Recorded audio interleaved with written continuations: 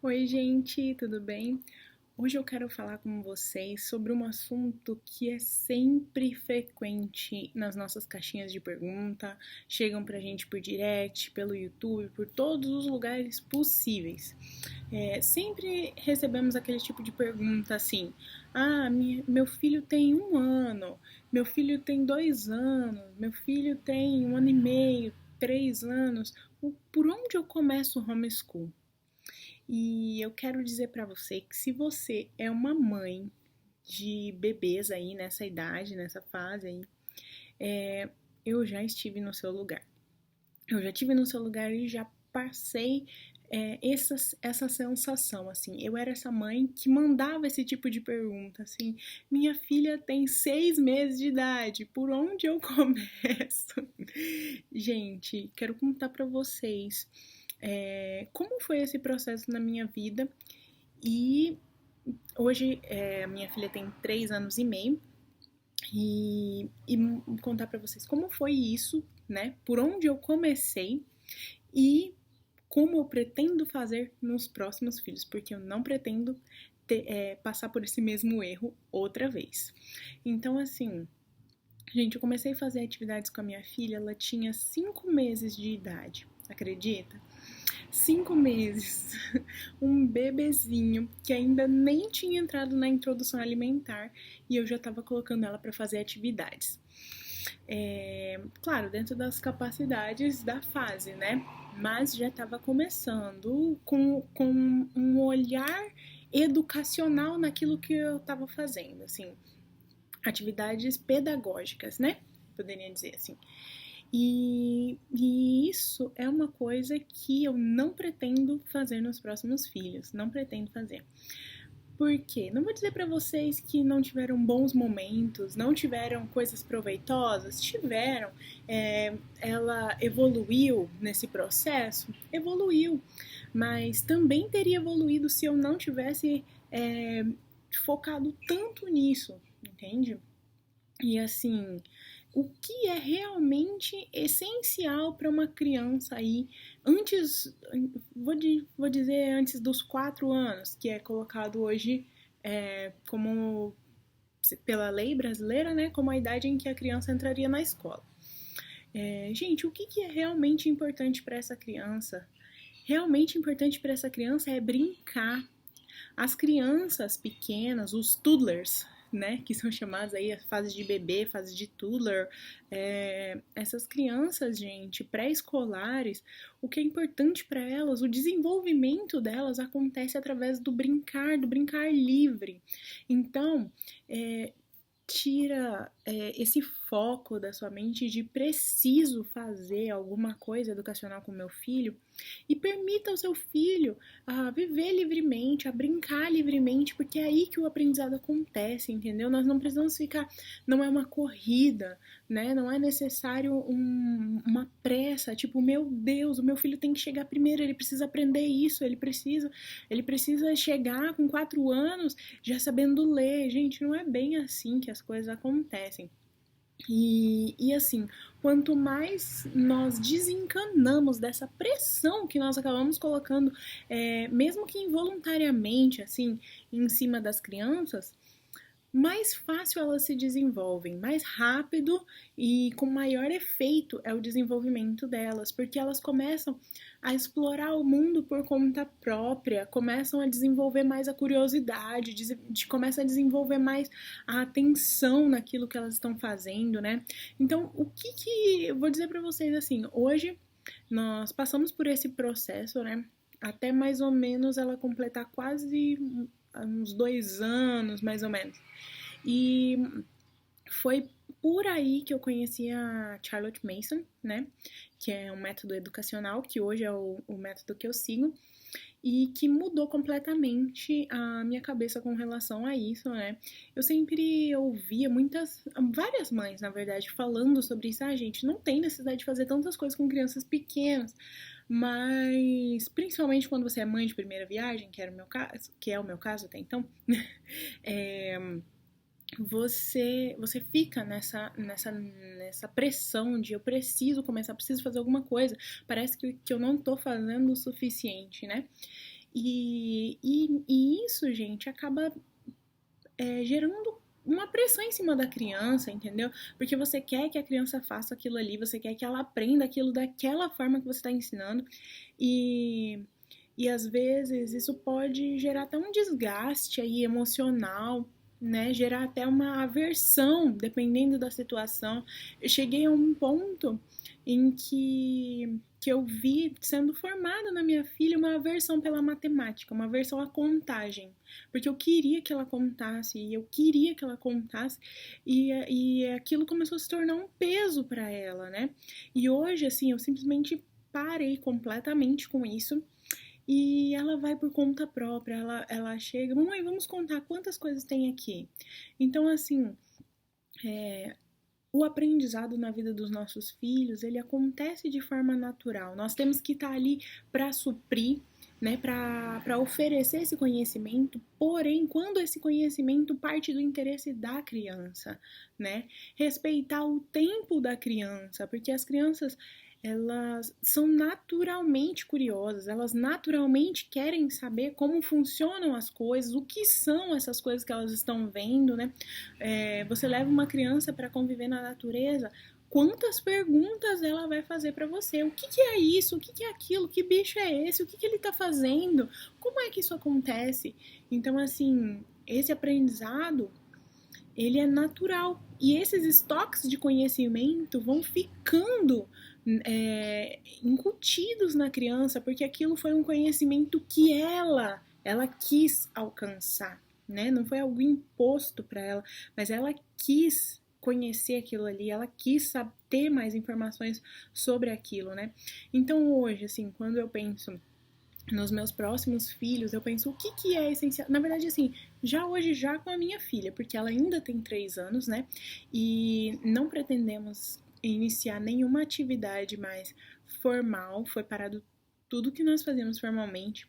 E agora apenas a disposição para ensinar naquilo que é informal, né? A partir da curiosidade dela. Não pretendo começar nada formal antes dos 6 anos. Então, o que eu já vejo como importante hoje e o que eu pretendo fazer com os meus filhos a partir, os meus próximos filhos, né? Assim, essencial. O que é essencial na vida de uma criança pequena? Primeiro, tempo livre para brincar. Muito tempo livre para brincar. Brincar com amigos, brincar com os irmãozinhos, brincar com os pais, se você tem essa disponibilidade, né? Brincar sozinho é muito importante que a criança aprenda a brincar sozinha, né? Aprenda a administrar o tempo de ócio. Leitura em voz alta. Leitura em voz alta, gente, essa é uma ferramenta extraordinária na educação das crianças. A leitura em voz alta faz com que as crianças desenvolvam a linguagem, desenvolvam a curiosidade, aprendam sobre aquilo que está sendo lido, né? Desenvolvam o gosto pela leitura que vai ajudar aí lá na frente a conhecer tantas outras coisas, né? E o desenvolvimento do vocabulário, até a própria escrita e leitura quando for o momento apropriado para isso, né? Então, assim, leitura em voz alta nunca é demais, nunca é demais. Porém, essa leitura em voz alta precisa ser feita com livros de qualidade, né? Nós já temos vários vídeos aqui no nosso canal, vários posts no nosso Instagram, indicações de livros que nós consideramos ser livros de qualidade e até mesmo um destaque lá de não indicações daquilo que nós acreditamos que não serve para os nossos filhos. Então, assim, não subestime a capacidade do seu filho, ofereça livros de qualidade, literatura de qualidade para o seu filho, foge da linguagem abobalhada, das ilustrações distorcidas e oferece aquilo que é realmente bom, aquilo que tem valor para o seu filho. Então, aí, ó, brincar livre, muita leitura em voz alta, muito contato com a natureza. Gente, o contato com a natureza é um dos principais professores dos pré-escolares, porque quantas coisas que a criança vai conhecer ali. Se essa criança tem um ritmo, uma frequência, uma rotina de estar na natureza diariamente ou semanalmente, automaticamente essa criança vai adquirir conhecimentos, porque coisas vão acontecer nesse tempo, né? Ela vai ver animais diferentes, ela vai ver situações diferentes, ela vai ver as estações do tempo mudando. Então, quantas coisas, né? Preparação para coordenadas geográficas, quantas coisas vão acontecer naturalmente na natureza.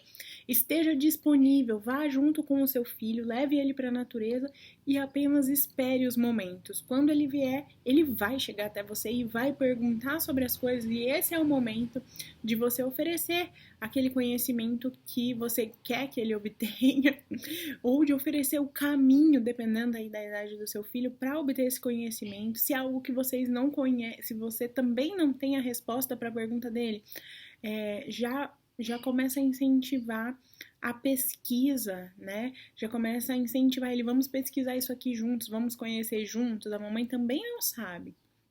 Então, assim, aproveitar ao máximo esse tempo na natureza para conhecimento. O conhecimento vai surgir naturalmente, conhecimento de geografia, conhecimento de ciências, conhecimento de tudo que vocês pensarem acontece ao ar livre, gente. Basta colocar as crianças ao ar livre, permitir que elas brinquem livremente, que se sujem, que é atividade sensorial melhor do que estar livremente na natureza. Você não precisa de uma caixinha com areia magnética para fingir. Gente, leva o seu filho para ter contato com a natureza de verdade, com a grama, com a terra, e permita que ele explore sensorialmente no universo real e não naquilo que é artificial, que foi programado ali, né? Então, assim, o que mais que eu diria que é essencial? A atenção da mãe, a presença, seja presente, seja intencional naquilo que você faz, né? Forme bons hábitos no teu filho, seja intencional em tudo que você for fazer com ele, né? Isso é importante para a educação no pré-escolar, que a mãe esteja atenta às necessidades, às curiosidades, esteja sempre ali disposta para suprir as necessidades que vão surgindo, né? Essas coisas são realmente importantes, né? Então nós falamos aí, ó, sobre brincar livre, já quantas coisas nós podemos fazer? Contato com a natureza, leitura em voz alta, ofereça música de qualidade, gente. A música, o contato com a música de qualidade, ajuda muito aí nessa fase da pré-alfabetização também. Permita ao seu filho, né? Canta junto com ele. Não pega o seu filho e fala, vamos decorar essa música, mas cantem juntos várias vezes e essa memorização vai acontecer naturalmente. Né? Então, cante junto com ele cantigas, louvores, né? Tudo isso vai ajudar nessa fase de pré-alfabetização. Desenvolva bons hábitos, porque esse é o momento. Isso é muito importante. Esse é o momento de desenvolver os hábitos que vão ficar na vida do seu filho por muitos anos, né? Por muitos anos. Então, desenvolva bons hábitos no seu filho, bons hábitos de higiene, bons hábitos de atenção, de cuidado com as suas coisas, bons hábitos alimentares, bons hábitos de leitura, bons hábitos de prezar por aquilo que é bom, bons hábitos de obediência. Cultive bons hábitos no seu filho. Essa é a fase. Isso é mais importante para o seu filho do que apresentar uma atividadezinha aqui. Vamos recortar, vamos colar. Claro, você pode ter todas essas coisas à disposição, mas como usar isso com o seu filho? Primeiro, isso tem que partir do interesse dele. Se o seu filho vê lá uma tesoura e fala, mamãe, queria recortar, Vamos, meu filho, vamos recortar, vamos fazer uma atividade aqui, vamos recortar. Ou então, gente, envolva o seu filho, né? Isso é muito importante. Nós, por exemplo, vamos fazer uma surpresa para o irmãozinho ou para a vovó, né? Vamos ajudar a mamãe a embalar um presente, vamos embalar essa surpresa aqui. Para que aquilo que a criança faz tenha significado, né? Não simplesmente eu estou recortando aqui um papel que vai para o lixo, mas eu estou recortando algo que que tá gerando um significado, eu tô sendo útil, aquilo ali tem um propósito, né, no que eu tô fazendo. Então, assim, essas coisas são mais importantes do que os papéis cheios de atividadezinhas para a gente apresentar para os nossos filhos, né? Atividades pedagógicas programadas. Se importe em oferecer para o seu filho o aqui, o agora, né? Aquilo que realmente vai fazer a diferença na vida dele, porque aquilo que você pode levar aí, ó, meses para tentar ensinar um toddler, você, em alguns minutos depois, em pouco tempo, algumas horas, dias, se muito, você ensina uma criança, né, que já está na fase escolar depois, sem todo esse desgaste. Então, respeite o tempo do seu filho, espere, fique calma, fique tranquilo, seu filho não vai ficar atrasado. Ele vai aprender no momento dele, você vai ver muitas outras habilidades sendo desenvolvidas, porque você está dando a oportunidade disso acontecer, né? Dê oportunidade para o seu filho se sentir útil em casa, participar das atividades domésticas, participar das atividades, responsabilidade, dê para o seu filho alguma responsabilidade. Se vocês têm, por exemplo, um pet, dê a ele a responsabilidade de alimentar aquele pet, né? Claro que você não vai abandonar e pensar, não, tá com a responsabilidade, né? Você tem que supervisionar, mas deixar claro para ele aquela responsabilidade. Então, assim, essas coisas vão formar o caráter do seu filho e preparar ele muito mais para a fase escolar do que as atividadezinhas de cortar e colar, por exemplo, entendeu? Então, gente, é isso que eu quero passar para vocês.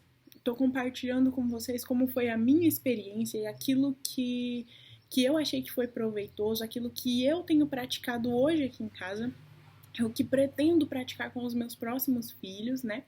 E, assim, muitos desenvolvimentos, muitas coisas já aconteceram, já evoluíram depois dessa mudança que nós passamos por aqui, muitos alvos já foram alcançados e é isso, eu espero que esse vídeo tenha servido de alguma forma para tentar acalmar você. Não se preocupe tanto, não se cobre tanto, o seu filho vai aprender mais livremente do que com você tentando incutir para ele ali, esse é o número 1, essa é a letra A. Essas coisas vão acontecer naturalmente, porque em todos os lugares que nós vemos, nós temos matemática, em todos os lugares que nós vemos, nós temos letras, então essa curiosidade ela vai surgir naturalmente, não é uma corrida, você não precisa ficar desesperada para fazer o seu filho chegar primeiro. Tenha calma, porque todo mundo vai conseguir aprender a ler e escrever, todo mundo vai se desenvolver, o seu filho vai aprender no tempo dele. Respeite o tempo da criança, deixa ele se desenvolver no ritmo dele, tranquilo. Tá bom, gente? Eu espero que esse vídeo tenha ajudado você de alguma forma. Eu queria ser uma mãe há alguns anos atrás, ali, uns 2 anos e meio atrás, mais ou menos, que pudesse chegar alguém para mim e falasse isso. Tenha calma, não vai por esse caminho, não precisa de tudo isso, seja mais leve com você e com essa criança, entendeu? Então eu tô falando isso para vocês porque é aquilo que eu queria ter ouvido, tá bom? É isso. Se vocês gostaram do vídeo, não esqueçam de deixar um joinha, se inscrever no nosso canal e até a próxima oportunidade. Beijos!